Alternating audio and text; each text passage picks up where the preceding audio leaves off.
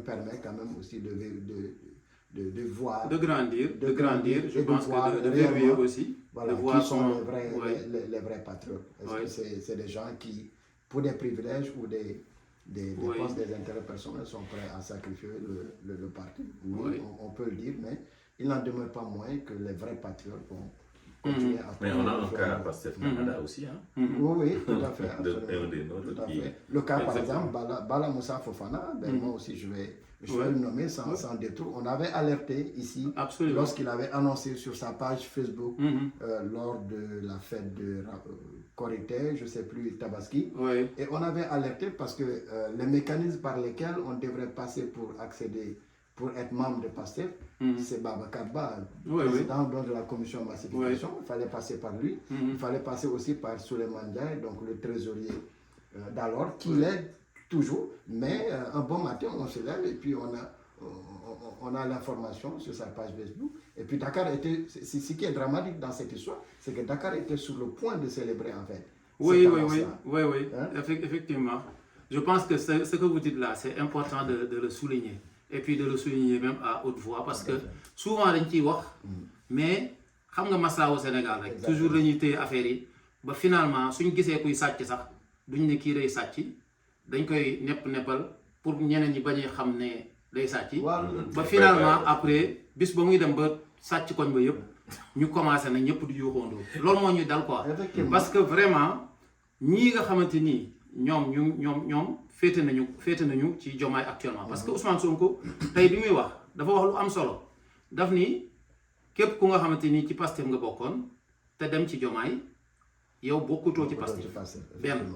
Deuxièmement mu ne ñi nga xamante ni bi muy wax ak Diomaye dane ko yow kon dangaa bëgg yow ñi nga xamante ni dañuy nekk ci yow ci ay benn wii la ñu doon quoi maanaam kenn mouvement mott la mu ne ko effectivement loolu la.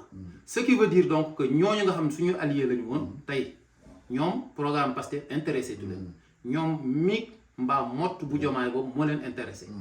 Donc soo leen di cité nag nga leen di analyser li si doy waar mooy damaa gis ne ñoom ñëpp ci ay ancien régime lañ jógee. te ñoom ñëpp dafa mel ne sooy xool le dénominateur commun mooy Wade daf leen a xaw a formé. Parce que soo xoolee ku mel ne Déthié Fall moom Idriss Seck ci lañ ko gën a xamee. Mais Idriss Seck ku ko formé Wade. nga jël Abdourahmane Diouf moom ci Idriss Seck lañ ko xamee. Idriss Seck ku ko formé Wade.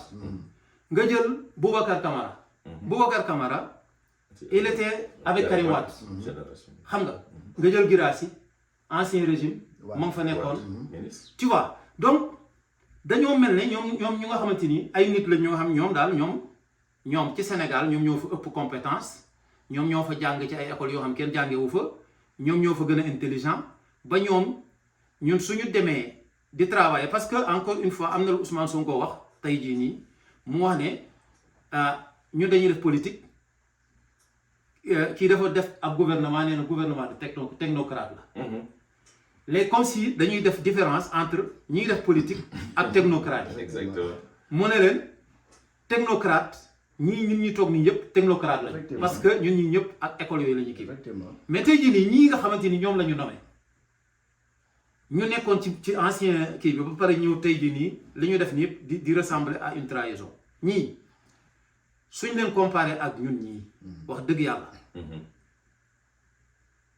en toute modestie.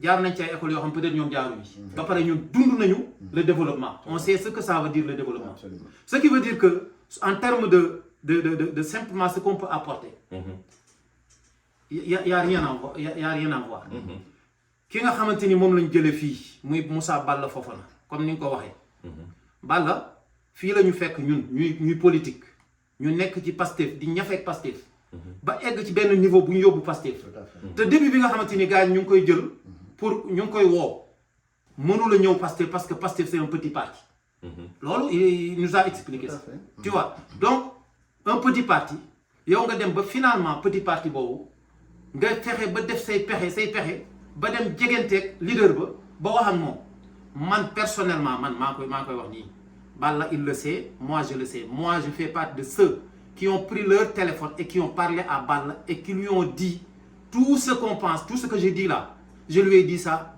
de vive voix. Donc, moi, je sais. Parce que, ce que tu as fait, c'est de l'arnaque, c'est pas normal. Tu as essayé pour dugg ci Pastef. Et moi, je vais le dénoncer comme je peux. J'ai dénoncé ça comme j'ai pu dans le bureau et partout. Absolument. Mais malheureusement, il est passé entre les mailles du filet. Vraiment, un gros poisson qui est capable de passer dans les mailles du filet. Voilà. Il est passé et puis, tout Pastef actuellement est sorti du gouvernement. Il reste encore dans le gouvernement. Donc, c'est ce qu'on disait bien avant. Donc, il n'y a pas de surprise. Il n'y a que peut-être Cheikh Tidiane Dièye qui n'a pas été chez les Wade et autres. Parce que même Balami, son historique politique, il était avec Cheikh Bamba Dièye. Après, il a été ici à Montréal, nous créé un cercle des sociodémocrates. Ça n'a pas marché. Nous, j'ai eu des échanges avec lui pour lui dire que comment un jeune peut aller se faire recycler par des vieux. Donc, il y a une histoire et moi, j'en profite vraiment pour dire que il faut absolument que, parce que dans ce qui reste là, qu'on essaie de revoir les pratiques, qu'on essaie de responsabiliser les responsables qui sont dans chaque pays, les responsables qui se trouvent dans ces pays-là, il faut qu'on leur donne la pleine responsabilité pour qu'eux, ils décident de ce qui se passe dans ces pays-là.